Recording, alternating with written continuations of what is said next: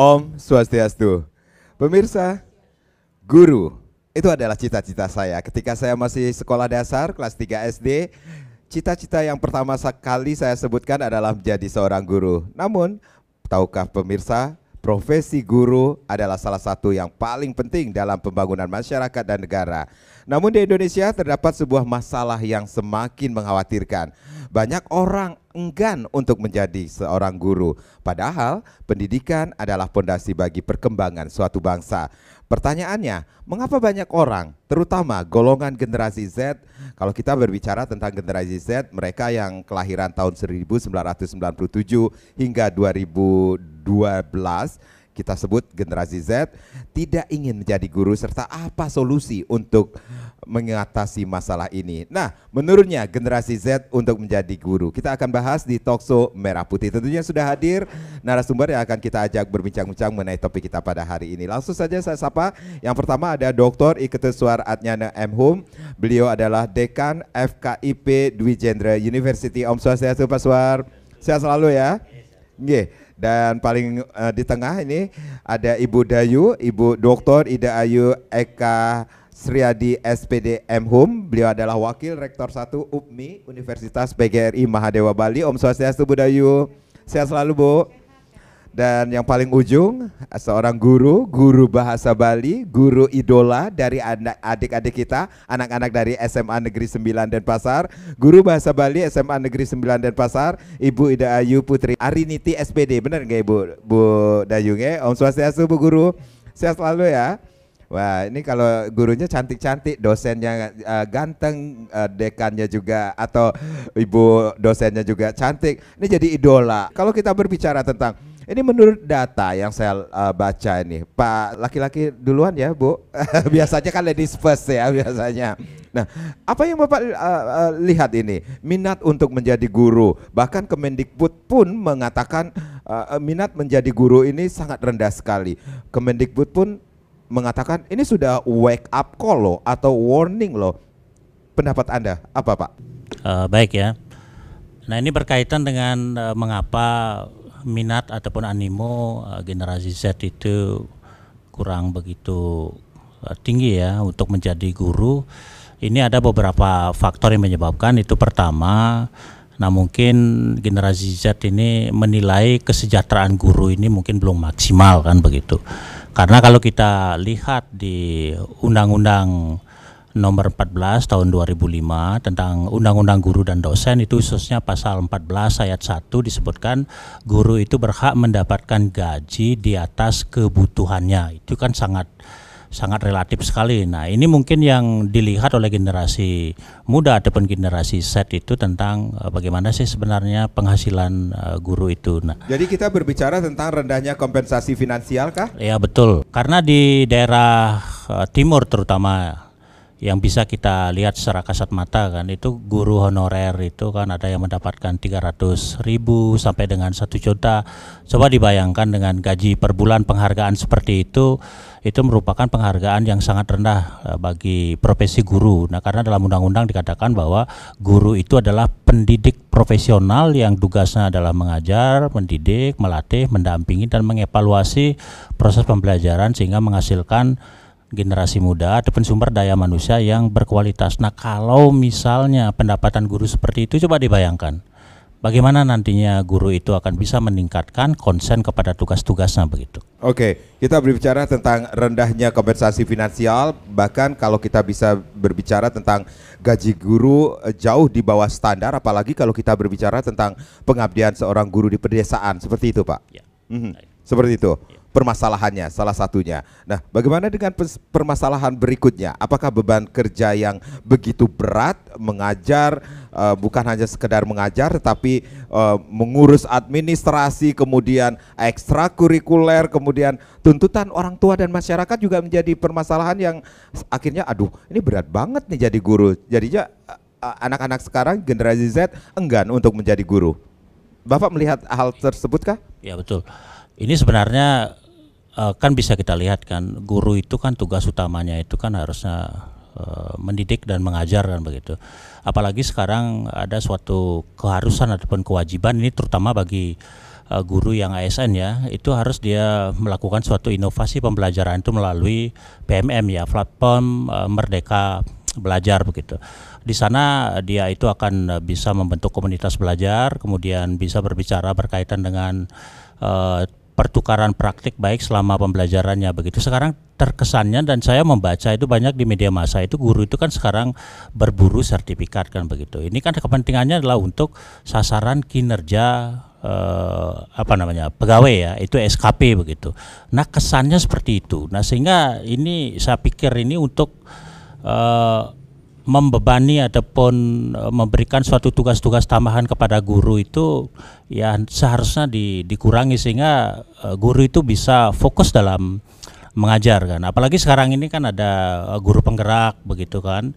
Ini guru penggerak karena selama saya melaksanakan pembelajaran dengan KDS, program dosen, kerjasama dosen dan sekolah ini kan, itu banyak guru-guru penggerak itu yang meninggalkan tugas mengajarnya ya karena beliau itu adalah sibuk ya untuk berbagi berkaitan dengan apa yang dia peroleh selama mengikuti guru penggerak ataupun calon guru penggerak begitu. Ini akan sangat merugikan bagi siswa itu sendiri begitu, karena guru itu terlalu sering ya meninggalkan kelas. Ini kan mungkin merupakan suatu bentuk hal yang kontroversial ya, tapi kenyataannya di lapangan seperti itu begitu. Apalagi dengan adanya calon guru penggerak, kemudian ada guru penggerak dan non guru penggerak, ini adanya suatu kodifikasi ya. Ini ada sesuatu yang berprestise, tidak berprestise gitu. Kalau kami itu kan tidak menginginkan, oke lah kalau guru tetap saja sebagai guru ya guru seperti itu. Masyarakat kan menganggap apa yang terjadi di lapangan tetapi tetap aja sebagai seorang guru seperti itu. Iya betul seperti itu kan. Nah sehingga dengan adanya seperti itu kan, satu yang kalau kita lihat di lapangan kan, itu yang menjadi guru penggerak itu kan otomatis itu adalah yang generasi muda ya, itu yang menguasai IT.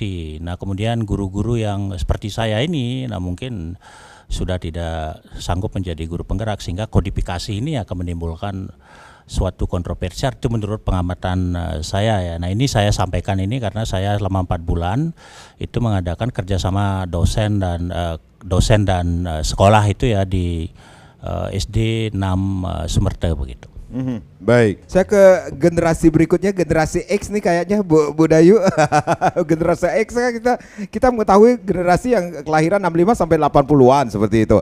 Bu Dayu selain bisa dikatakan seperti apa yang disampaikan oleh Pak Dekan ini sendiri, ini tuntutan orang tua, tuntutan masyarakat juga menjadi bebankah akhirnya para generasi Z ini? Waduh, ini jadi guru berat juga nih sepertinya.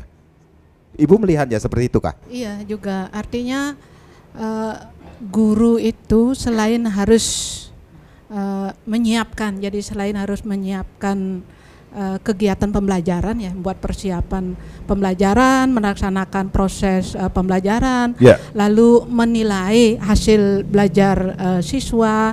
Guru juga harus menjadi pembina ekstrakurikuler. Jadi guru ya perlu juga untuk mengasah dirinya itu kan perlu harus banyak belajar gitu ya, bagaimana memiliki pengetahuan yang banyak, yang wawasan yang luas, keterampilan yang baik termasuk menggunakan IT. Tentu kompetensi guru ya yang harus dimiliki itu memang menjadi tuntutan masyarakat.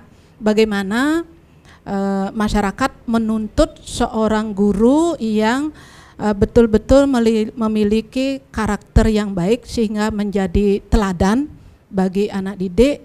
Selain memang guru itu cerdas melaksanakan tugas-tugasnya, terampil dalam melaksanakan tugas-tugasnya di sekolah, termasuk menggunakan sekarang pembelajaran yang berbasis teknologi informasi yang guru-guru generasi X ini ya tentu sangat-sangat ketinggalan, bahkan muridnya bisa lebih canggih dalam menggunakan teknologi informasi dibandingkan dengan guru, dan itu sekarang menjadi beban buat guru untuk melaksanakan tugas-tugasnya. Tentu dari pihak pemerintah juga kalau setelah ujian akhir semester itu kan guru di sekolah itu tetap ada program-program pelatihan untuk meningkatkan kompetensi guru, baik dalam membuat persiapan, membuat media pembelajaran, dalam evaluasi, teknik mengajar dan sebagainya. Baik, ternyata ada beberapa hal atau permasalahan juga yang menjadi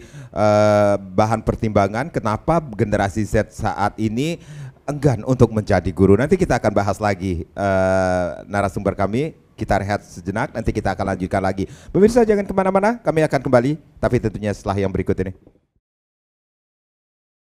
Ya, terima kasih Anda yang baru saja bergabung bersama kami di Talkshow Merah Putih. Menurutnya generasi Z untuk menjadi seorang, bisa dikatakan ini profesi yang sangat mulia sekali, menjadi seorang guru. Masih kita bahas. Saya masih ke Ibu Dayu Agung Eka Sriadi niki. Bu Dayu, berarti kurangnya dukungan dan pelatihan itu juga menjadi salah satu permasalahan. Kalau saya lihat pelatihan itu sudah mulai, program-programnya sudah mulai dilakukan. Saya lihat kalau ini kan kebetulan suami juga guru. Iya. Nah. Jadi setelah ujian akhir semester itu guru tidak libur begitu.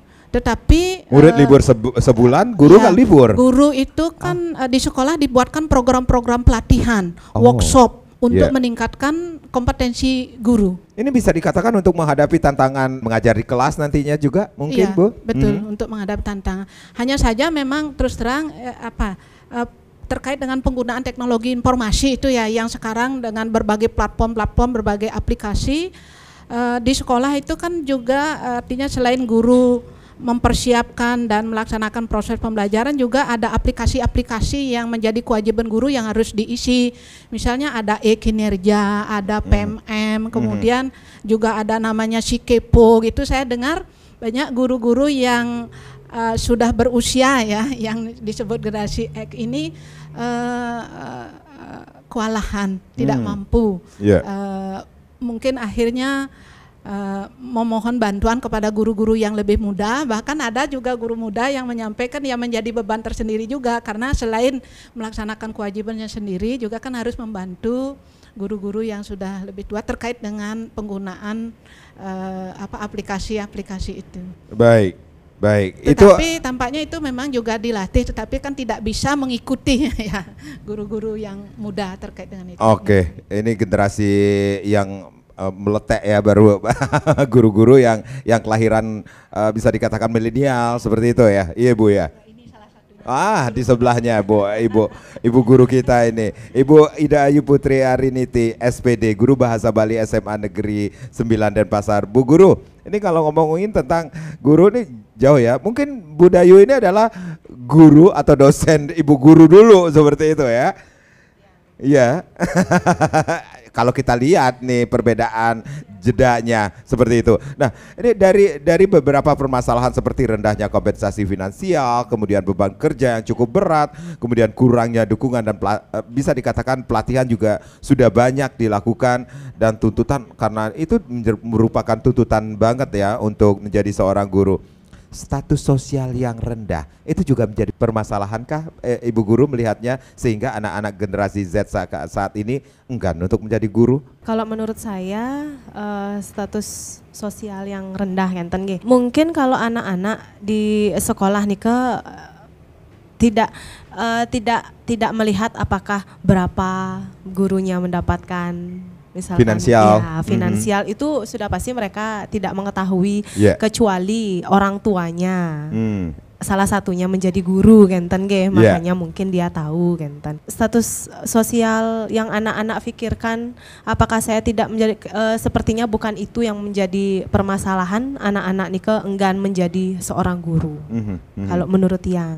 Kalau di SMA 9 sendiri ini adakah salah satu cara untuk mempromosikan atau mengedukasi anak-anak didik untuk ayo dong jadi guru, sebuah profesi yang sangat mulia seperti itu, Bu? Kalau dari kita, dari guru, kebetulan dari kampus-kampus nih kadang-kadang wenten PKL. Oh, nggih. Jadi anak-anak itu diajarkan seperti diajarkan dengan teman sebaya jadinya kenten. Kalau seperti Tiang mungkin dia sudah sering melihat, apalagi guru yang sudah agak berumur kenten galak mungkin dilihat kenten. Waduh, ini ngomongnya berumur galak kok lihat saya lihat kamera Bu. Jadinya anak-anak kan gini nanti kalau saya jadi guru kenten, tapi misalkan ada yang mahasiswa PKL nih yang datang untuk mengajar, itu anak-anak mungkin mempunyai berkeinginan, oh begini kalau saya jadi guru muda nanti. Dari sana sih kalau Tiang lihat anak-anak senang kalau dia belajar nih seperti dengan teman sebaya, jadinya ada timbal baliknya yang enak kenten. Ya, Bu Guru Putri berarti sudah punya cita-cita juga menjadi seorang guru dari kecil mungkin? Kalau saya tidak dari kecil sih. Oke. Dari SMA. Dari karena SMA. melihat gitu udah guru muda. Kenten melihat guru muda, oh gurunya muda, cantik, bisa jadi guru, berkeinginan jadinya kenten. Jadi kita melihat looknya juga menjadi seorang guru. Sudah pasti. Beda dengan guru-guru yang dulu seperti itu. Ya, kalau guru yang zaman dulu yang SD kan sudah banyakan berumur. Iya, sudah berumur. Jadinya kalau yang sekarang guru-guru muda sudah pasti anak-anak kalau misalkan gurunya masuk ke kelas pasti yang dilihat nih dari atas sampai bawah penampilan gurunya. Setelah itu cara mengajar gurunya. Enak asik gurunya, tidak tegang seperti itu, tidak harus ini apa, tidak seperti itu. Anak-anak sekarang sudah enggan jadinya dia mendengarkan. Penampilan juga menjadi menjadi barometer, menjadi kriteria juga ya. Seorang siswa, aduh guru ini lagi. Kalau biasanya gurunya sudah cantik, cakep, penampilannya oke, full tuh daftar hadirnya. Seperti itu. Baik, saya ke Bu Dayu dulu. Bu Dayu, kalau kita berbicara tentang tidak adanya kepastian perlindungan hukum bagi profesi guru, itu juga menjadi satu masalahkah seorang generasi Z enggan menjadi guru, Bu? Ibu melihatnya? Bisa jadi juga Pak ya. Karena bagaimanapun seorang guru itu kan pekerjaan yang mulia yang diberikan tugas oleh negara untuk mencerdaskan anak-anak muda sehingga kita menjadi bangsa yang maju. Tetapi kalau ada persoalan-persoalan hukum yang berkaitan dengan guru, kalau tidak ada perlindungan, kepedulian pemerintah untuk melindungi profesi guru, itu juga menjadi pertimbangan generasi muda untuk menjadi guru. Yang kira penting itu. Baik, Pak Suar, tadi ada yang menarik sekali. Bapak mengatakan ini bukan sekedar hanya untuk berburu sertifikat. Nah, yang jadi perhatian, ini bahkan ada datanya dan yang saya baca, yang jadi perhatian adalah secara umum siswa yang ingin jadi guru, capaian hasil ujiannya itu lebih rendah dari siswa yang memilih profesi lain sebagai cita-citanya dalam hidupnya kelak nanti ya. Jadi kita berbicara tentang bagaimana dengan mutu seorang guru nantinya. Seperti itu kah? Baik ya. Nah ini kan seperti yang saya sampaikan ini ya. Itu mahasiswa yang masuk di Fakultas Keguruan dan Ilmu Pendidikan itu istilahnya kalau boleh saya katakan dalam tanda kutip ya, itu kan mahasiswa-mahasiswa yang sudah tidak lulus di fakultas-fakultas yang favorit begitu. Nah sehingga dari hati nurani ini, karena kita panggilan menjadi seorang guru itu adalah masalah hati nurani begitu. Tapi kalau memang hati nuraninya ingin menjadi guru, pasti itu akan melahirkan guru yang profesional.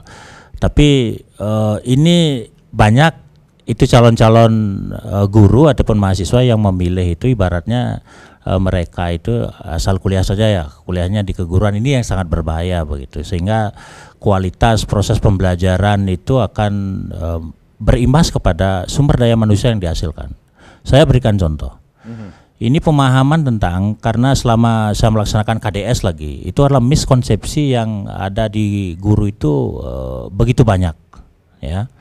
Itu dari pengertian menganalisis bahasa Indonesia gitu, misalnya subjek itu apa, predikat itu apa, itu banyak guru yang miskonsepsi tentang proses pembelajaran itu, sehingga ini ibaratnya kita menyebarkanlah virus kesalahan ataupun kebohongan kepada siswa, karena itu menandakan bahwa guru-guru itu mungkin sebagian besar ya, walaupun tidak seluruhnya, perlu dalam hal meningkatkan kompetensinya, terutama inilah guru di SD.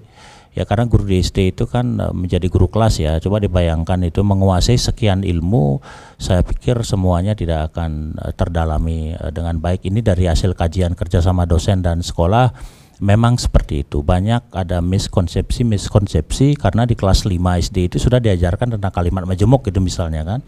Ini tentu akan menyulitkan bagi guru begitu. Nah sehingga dikaitkan dengan generasi untuk meningkatkan kualitasnya begitu, karena pilihan guru ini mungkin ya menjadi pilihan terakhir begitu. Nah sehingga sulit bagi kita untuk meningkatkan inputnya seperti apa. Kalau memang tidak direkrut begitu, berarti mahasiswa yang di bawah standar itu kita buang, berarti uang tidak ada masuk ke universitas. Nah, ini kan masalah problemnya seperti itu. Apalagi sekarang perguruan tinggi negeri itu adalah merebut ya sebanyak-banyaknya ataupun mencari sebanyak-banyaknya calon guru yang ingin kuliah di LPDK yang dimiliki oleh masing-masing universitas. Nah sehingga universitas swasta ini yang kecil terutama ya, itu akan tinggal mendapatkan sisa-sisanya saja begitu. Artinya sudah seperti itu bisa dibayangkan kan, apalagi dengan status PTNBH itu sebenarnya kan yang paling gampang sekali lakukan oleh perguruan tinggi itu kan dengan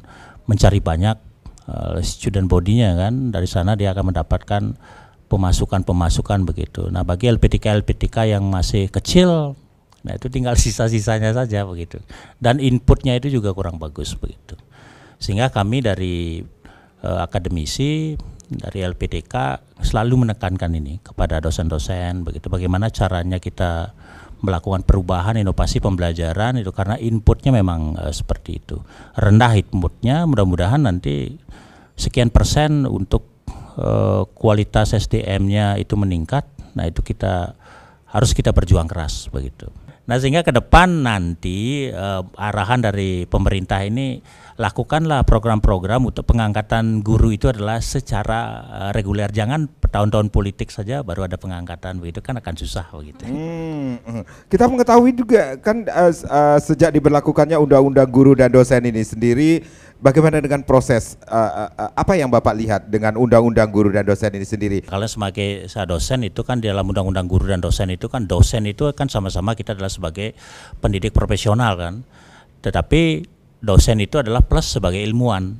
Jadi melaksanakan Tridharma perguruan tinggi ini, hasil dari kajian-kajian penelitian, pengabdian itu kami implementasikan dalam pembelajaran ataupun di jurnal-jurnal begitu. Tapi kalau guru itu adalah memang dia itu adalah pendidik profesional, tidak ada embel-embel ilmuwan. Tugas utamanya adalah mengajar, mendidik, mengevaluasi, mendampingi siswa, nah sehingga siswa itu tujuan pembelajarannya itu tercapai begitu. Nah ini sebenarnya kan. Nah kalau memang kita ingin meningkatkan animo generasi muda menjadi guru, ya pemerintah harus bisa memberikan gaji lebih ya kepada guru begitu. Jangan hanya pas-pasan saja seperti itu kan begitu, sehingga nasib guru itu akan semakin, ataupun profesi guru itu akan semakin ditinggalkan begitu. Nah kalau kita lihat gitu misalnya di negara yang di Finlandia gitu misalnya kan, kalau kita lihat itu di browsing di beberapa, itu gaji gurunya itu sangat tinggi, nyaman ya. Kalau sangat dekat Malaysia gitu misalnya, itu sangat dihormati kan. Tapi kalau kita generasi muda seperti ini, coba tanyakan sekarang kepada generasi muda. Kami kan sudah promosi kemana-mana kan, adik-adik mau nak menjadi guru? Tidak semuanya, sebagian besar seperti itu. Nah ini ada apa tentang profesi guru ini yang perlu kita benahi begitu. Nah, apalagi di guru SD kan, itu guru SD pembelajaran berdiferensiasi itu bermasalah juga. Itu karena pelaksanaannya, bagaimana kita bisa melaksanakan pembelajaran berdiferensiasi sedangkan guru SD-nya itu cuma satu, susah jadinya Pak. Itu yang menyebabkan mungkin generasi Z itu tidak melirik guru itu adalah sebagai profesi yang menjanjikan begitu. Sebenarnya itu kan tugas yang sangat mulia. Nah sehingga kami sebagai dosen itu kami bangga menjadi dosen karena bisa melahirkan mahasiswa-mahasiswa yang betul-betul ingin mengabdikan keilmuannya di sekolah-sekolah untuk membangun sumber daya manusia yang berkualitas begitu. Baik, tentang undang-undang guru dan dosen ini sendiri, ternyata ada keterkaitannya dengan proses pembentukan organisasi profesi untuk guru seperti yang kita ketahui ada IGI, kemudian PGRI, FSGI, ini ada wadah guru dan dosen yang sudah bisa dikatakan melindungi guru-guru dan dosen di Indonesia kah? Ya. Bapak melihatnya? Sebenarnya begini. Seperti pertanyaan yang tadi kan, perlu nggak perlindungan hukum seorang guru itu? Memang sangat perlu kan. Selama ini trending yang terbaru itu kan guru. Bapak itu melihatnya seperti apa saat ini? Nah sekarang ini guru itu belum terlindungi kan. Ketika ada masalah, ada kan pendampingan terhadap guru itu sendiri kan. Hujatan yang terakhir itu kita bisa lihat itu kan. Itu kecelakaan bus pada saat ada guru yang sekolah yang studi tour kan, itu yang disalahkan kok guru kan, itu guru dihujat dan lain sebagainya. Guru itu adalah mencari kehidupan dengan mengangkat dan lain sebagainya. Itu adalah miris, kalau buat saya itu adalah merupakan suatu program yang miris kan. Nah apalagi sekarang dengan 3 dosa pendidikan itu salah satunya kan, kita sebagai guru itu harus hati-hati Pak, mengatakan bahwa kamu itu gemuk, itu kita akan bisa dilaporkan. Guru itu ibaratnya mulutnya itu sudah dipasang ya, apa yang boleh dikatakan, apa boleh yang harus diucapkan begitu. Bilang saja ini kamu kok semakin gemuk, itu sudah kena bully itu kan. Apalagi misalnya jangan menjewer sedikit udah dilaporkan kan. Body touch seperti ya, itu ya. Body touch seperti itu. Kalau dulu seangkatan saya, kalaupun itu kan sudah lebih keras, dilempar sepatu nggak masalah kan. Nah ternyata kita lihat kedisiplinan siswa sekarang ini seperti apa kan begitu. Kadang-kadang kita lewat di depan siswa nggak akan menyapa. Nah ini kan adanya suatu degradasi moral kan. Nah makanya apakah pelaksanaan P5 ini berhasil ataupun tidak. Nah itu kita lihat saja berapa sih orang guru yang ada siswa yang memukul gurunya begitu. Wah ini agak susah juga. Makanya oleh karena itu perlu ya organisasi keguruan apapun bentuknya itu ya harus memperjuangkan tentang itu ya. Mungkin pendampingan dalam kasus-kasus hukum kan seperti itu kan. Ada yang guru yang sudah dilaporkan begitu, itu kan miris sekali begitu. Sebenarnya guru yang mendidik itu kan tidak menginginkan anaknya itu menjadi anak-anak yang berandalan begitu kan. Itu teguran seorang guru itu adalah teguran yang memperbaiki karakter seperti itu.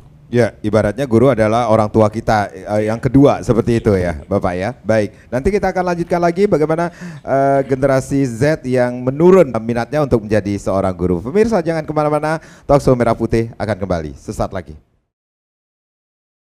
Ya kita mesti berbicara atau berbincang-bincang mengenai generasi Z yang menurun minatnya untuk menjadi seorang guru. Bu Dayu, salah satunya tadi ada yang menarik sekali, Bapak Dekan mengatakan ini promosi juga sudah kami lakukan kok, siapa yang mau jadi guru. Ternyata dari sekian siswa hanya segelintir yang mengatakan berminat menjadi guru. Ini kurangnya promosi, kemudian publikasi dan edukasi tentang profesi guru kepada masyarakat itu juga menjadi perhatian juga. Sehingga menurunnya generasi Z untuk menjadi seorang guru, Bu. Ibu melihatnya? Gini seperti yang disampaikan oleh Pak Suaradnyano tadi, itu kan biang keroknya generasi muda atau Gen Z ini tidak tertarik menjadi guru itu karena mereka menilai profesi guru itu belum membanggakan. Belum membanggakan baik dari segi ekonomi maupun dari segi sosial. Sehingga coba perhatikan yang sekarang, kalau misalnya ada tes masuk perguruan tinggi itu yang dianggap hebat, yang dianggap membanggakan itu adalah kalau dapat kedokteran. Karena apa? Karena profesi kedokteran itu dianggap bisa mensejahterakan, gitu ya, bisa mensejahterakan. Jadi hidupnya nanti akan baik kalau dibandingkan dengan jadi guru. Kemudian mulai sudah berpikir bagaimana jadi pengusaha, karena anak-anak muda kan ingin dia hidupnya sejahtera, ingin masa depannya jelas. Rasanya tidak ada promosi-promosi bagaimana guru itu bisa hidup sejahtera gitu ya, sehingga tidak membanggakan profesi sebagai seorang guru itu. Sekarang misalnya mau jadi YouTuber, konten kreatif gitu ya. Nah kemudian selain itu kan sebelum-sebelumnya ini dengan ada undang-undang guru dan dosen itu kan menjanjikan kesejahteraan guru kalau sudah disertifikasi, mendapatkan sertifikasi profesi itu mendapat tambahan penghasilan 1 kali gaji pokok, gitu, 1 kali gaji pokok. Nah, tetapi itu kan perjalanannya lambat sekali. Nah, selama ini kan sempat ada penghentian pengangkatan guru ASN.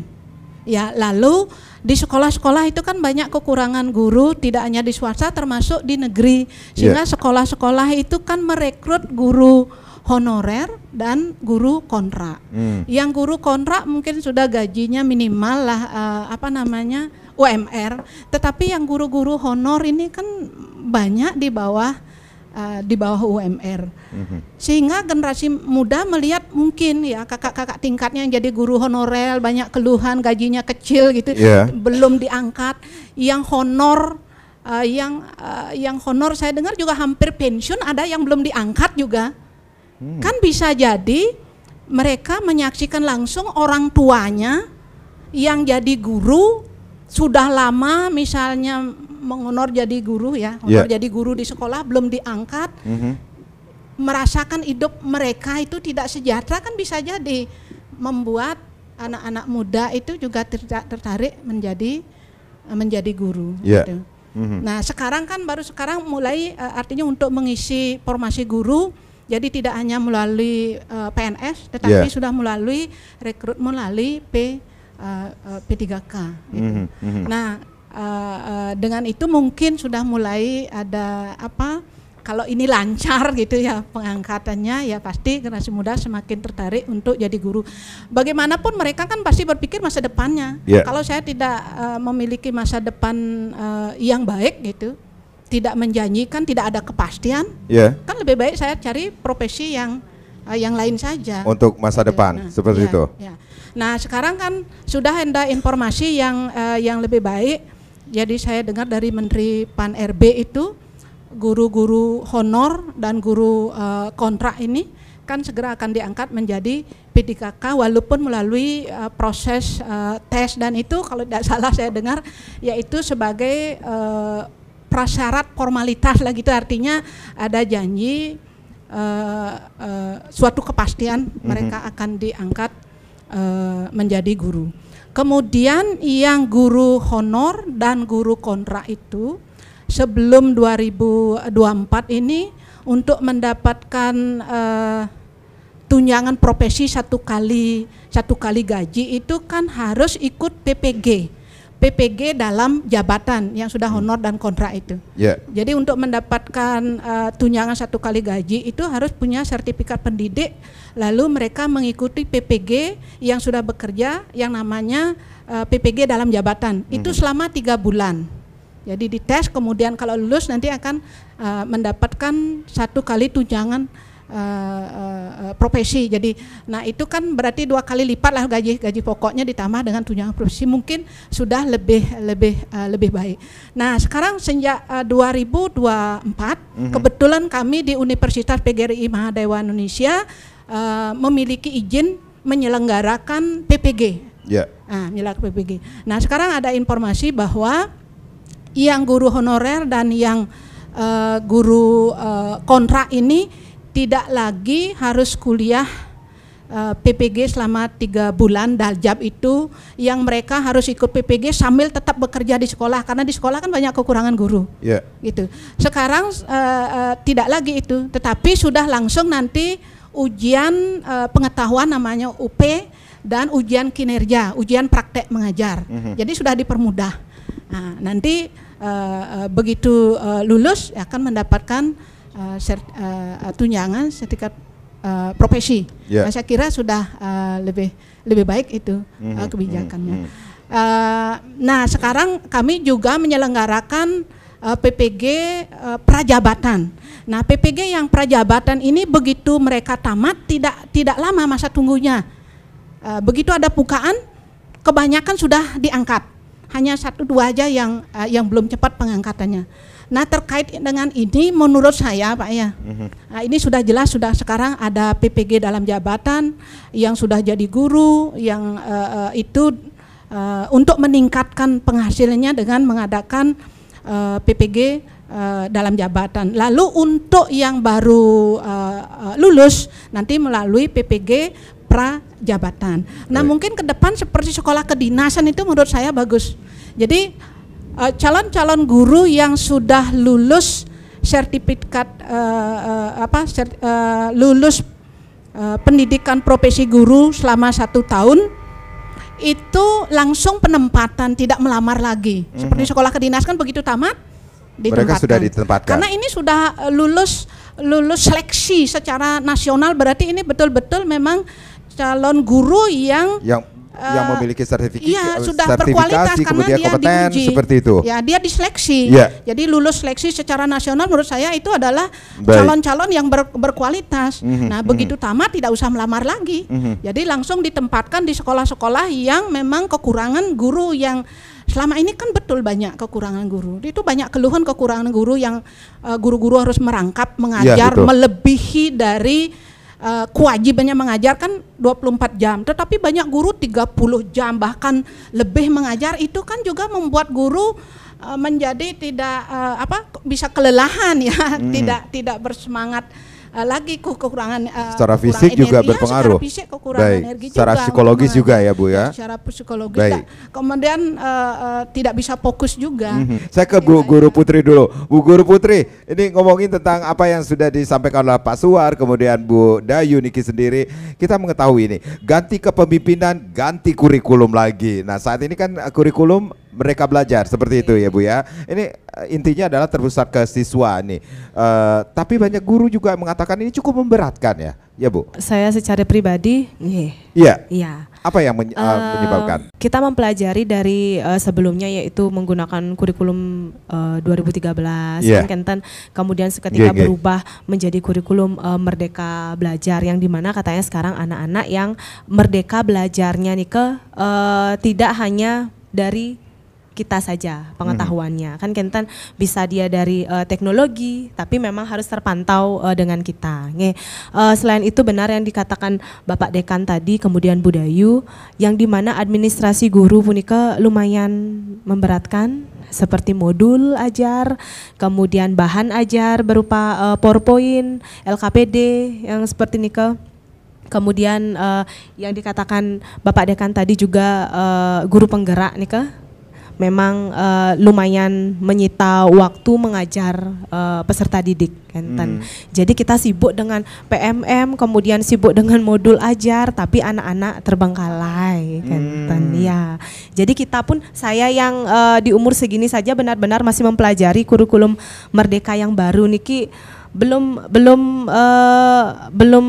memahami betul Kentan, masih sama temen meraba-raba juga Kentan. Seperti sekarang pembuatan nilai nih berbeda dari kurikulum sebelumnya ke kurikulum makin, pembuatan nilainya nih berbeda, kita pelajari lagi Kentan. Memang kalau tiang pribadi dari administrasi kurikulum yang sekarang nih lumayan memberatkan. Ya. Oke, baik. Nih, kita flashback lagi nih. Kenapa sih memilih akhirnya menjadi profesi guru, Bu Guru Putri? Kalau saya, yang seperti saya bilang tadi, karena melihat seorang guru mengajar, memang berkeinginan memang menjadi seorang pendidik nih agar siswa-siswanya memahami apa yang kita ajarkan. Siswa nih menarik belajar dengan kita, Genten. Ya memang punya cita-cita sendiri. Itu kebahagiaan yang kebahagiaan. paling. Jadi anak-anak nih memahami apa yang tiang ajarkan, seperti aksara misalkan tiang gitu, hafal mereka aksara anak cereke, bahagia tiang. Nah ini dia nih. Kenapa bisa memilih tertarik dengan bahasa Bali? Melestarikan budaya Bali. Melestarikan budaya tentunya budaya Bali. Iya, Dumun tiang ibu yang mengajar. Ikip Dumun Ikip namanya. Ini diajar Ibu. Untuk mahasiswanya banyak juga Bu di jurusan bahasa Bali. Alumni IKIP PGRI Bali dulu ya.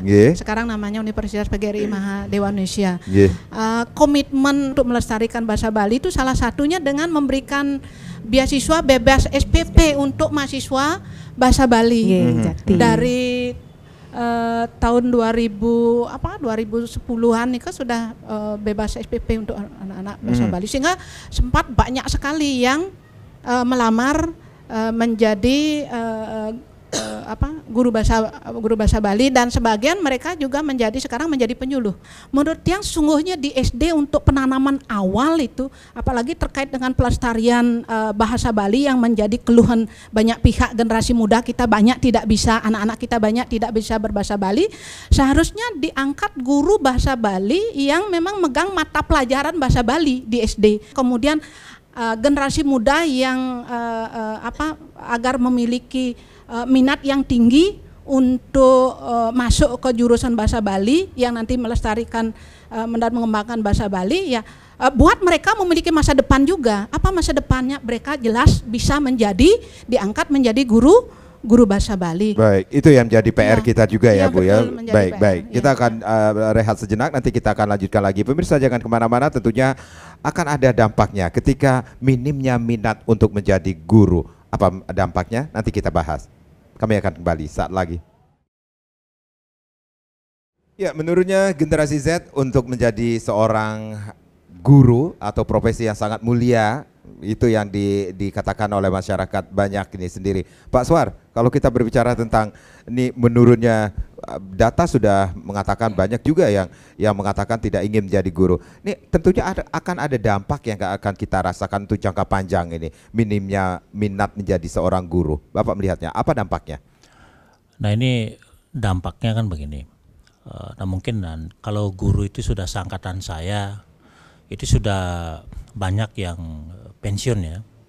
Nah, tetapi kalau minat generasi muda untuk menjadi guru itu kecil, ini sangat berbahaya nanti. Sehingga keberlangsungan proses pembelajaran itu tidak akan berjalan dengan baik begitu. Apalagi salah satu untuk meningkatkan animo generasi Z itu untuk menjadi guru, yang pertama itu adalah, mungkin saya bisa berpendapat satu program pengangkatannya itu adalah dilakukan secara reguler begitu, tidak menunggu-nunggu ini kapan ada pengangkatan begitu. Kalau misalnya tahun depan ada pengangkatan, sekarang kan harus dihitung. Atau momen-momen tertentu ya, seperti momen-momen Bapak sampaikan ya, tadi. itu tahun-tahun politik baru seperti itu kan. Nah, itu kan sebenarnya begini.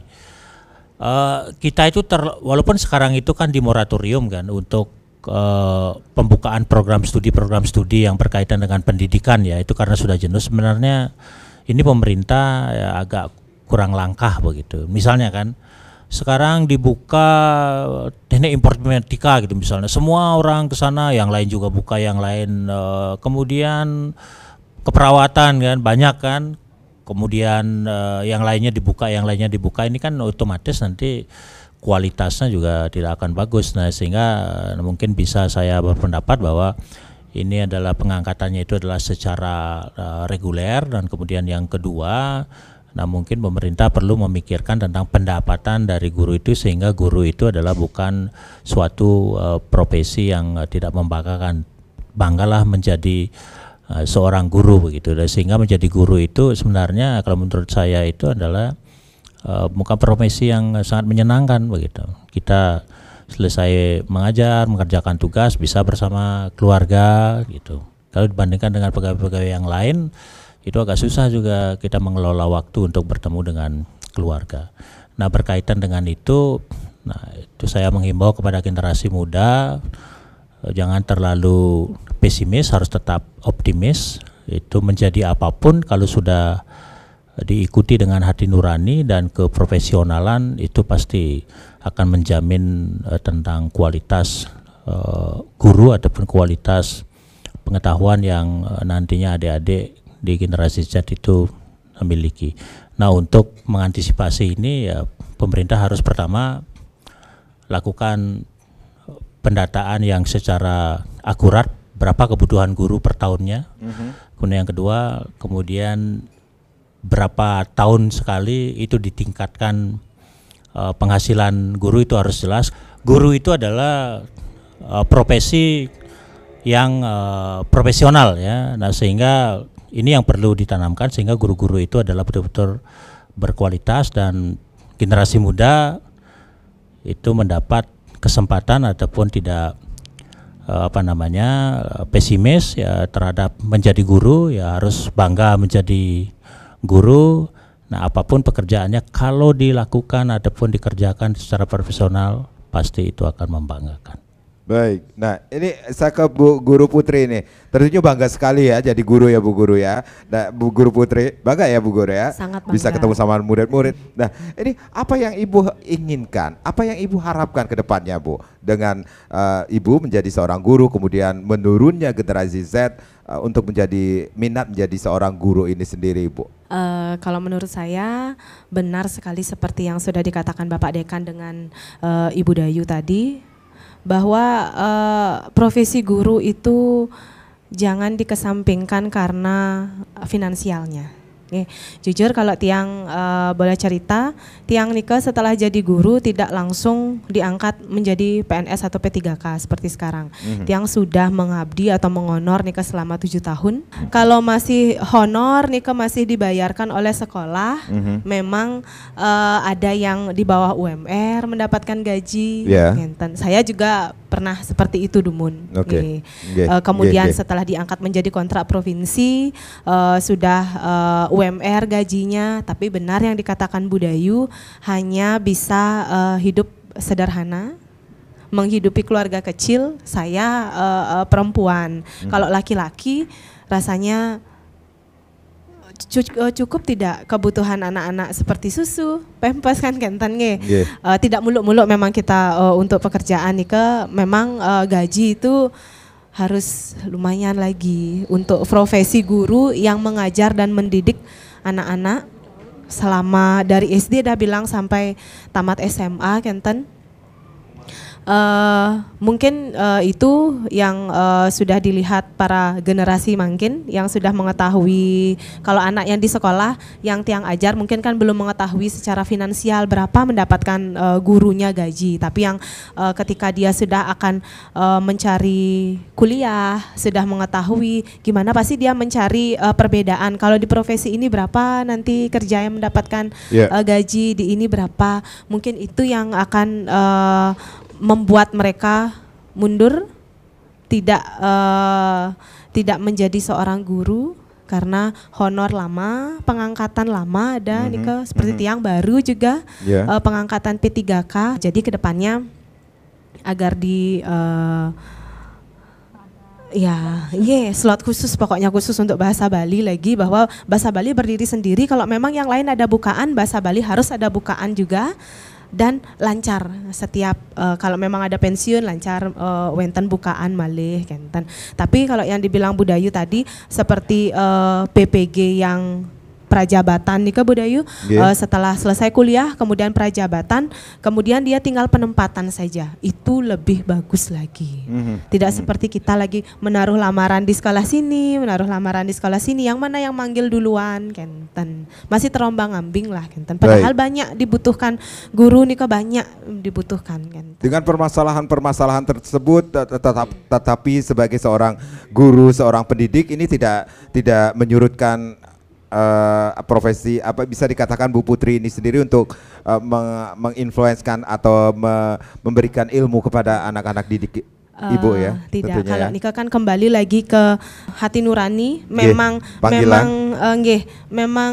berkeinginan ya, memang sukanya untuk mengajar anak-anak kenten. Oke, Bu Dayu, berarti ada solusi nggak sih Bu Ibu harapkan dari pemerintah untuk meningkatkan minat bagi generasi berikutnya atau generasi Z minat menjadi seorang pendidik, seorang guru Bu?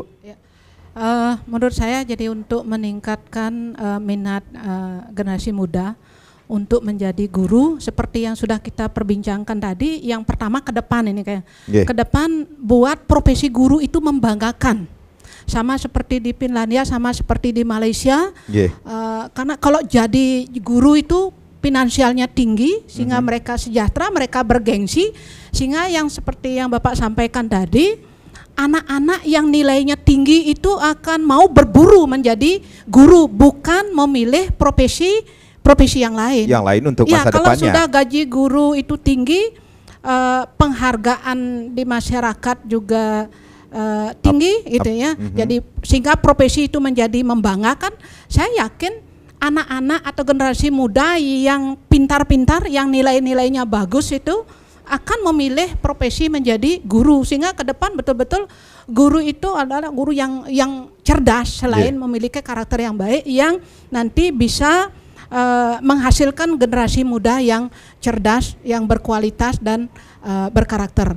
Lalu yang kedua ini Pak, sebenarnya tindak lanjut dari Undang-Undang Guru dan Dosen itu sudah mulai konsisten dilakukan, yaitu dengan guru honor, guru kontrak segera diangkat menjadi P3K dengan tes yang dikatakan hanya sebagai formalitas. Gitu. Kemudian yang kedua, sertifikasi untuk mempercepat meningkatkan kesejahteraan guru. Sertifikasi guru yang dalam jabatan itu tidak lagi masuk PPG, tetapi sudah langsung ujian pengetahuan dan ujian kinerja sehingga tidak menyita waktunya. Itu akan mempercepat. Kemudian yang ketiga, melalui PPG Prajabatan, sudah mulai PPG Prajabatan. Yang belum bekerja ya masuk PPG Prajabatan, lalu lulus PPG Prajabatan cepat diangkat, tidak menunggu lama. Tapi harapan saya ke depan yang lulus PPG ini langsung bisa diangkat menjadi guru. Karena di sekolah itu kan di mana-mana kekurangan guru, tentu sesuai dengan formasi yang ada. Jadi seperti yang disampaikan oleh Pak Suar ya, identifikasi kebutuhannya, lalu yang tamat ini ditempatkan. Itu sudah. Dan kemudian yang terakhir yaitu pengangkatan secara reguler, karena setiap tahun ada pensiun gitu ya, ada sekolah baru lagi berdiri, jadi setiap tahun ada pengangkatan.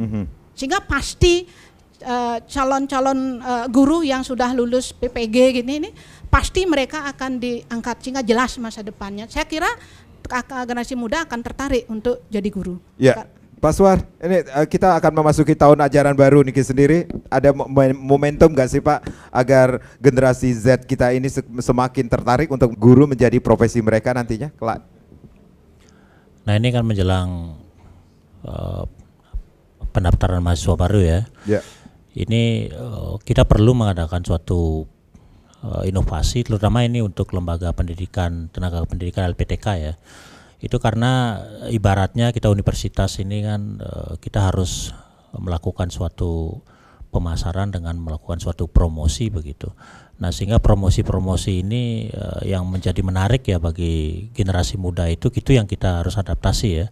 Lalu kita terapkan dalam proses promosi, misalnya mempergunakan kecerdasan buatan seperti itu, kemudian mereka menampilkan testimoni kepada mahasiswa-mahasiswa yang sudah kuliah di keguruan, kemudian kegiatan-kegiatan yang dilakukan. Sebenarnya menjadi guru itu salah satu program pemerintah itu kan dengan kebijakan MBKM ya, Merdeka Belajar Kampus Merdeka. Nah di sana mahasiswa itu diberikan itu kesempatan 3 bulan ya untuk melaksanakan proses pembelajaran di luar program studi. Nah ini bagi calon keguruan nanti bisa dia itu mengikuti perkuliahan misalnya di Fakultas Ekonomi, di Fakultas Hukum ataupun di mana begini. Ini sebenarnya adalah untuk memberikan suatu tambahan kompetensi. Di samping itu mahasiswa juga dibekali dengan mengikuti asistensi mengajar ataupun kegiatan mengajar ya KM di sekolah-sekolah, kemudian melaksanakan riset keilmuan, kemudian bela negara. Itu sebenarnya pemerintah kebijakannya itu adalah untuk menarik semua calon guru itu nantinya ketika mereka itu menjadi guru, itu mereka tidak hanya menekuni profesi sebagai guru, misalnya dalam kurikulum di perguruan tinggi LPTK itu harus berinovasi dulu Pak.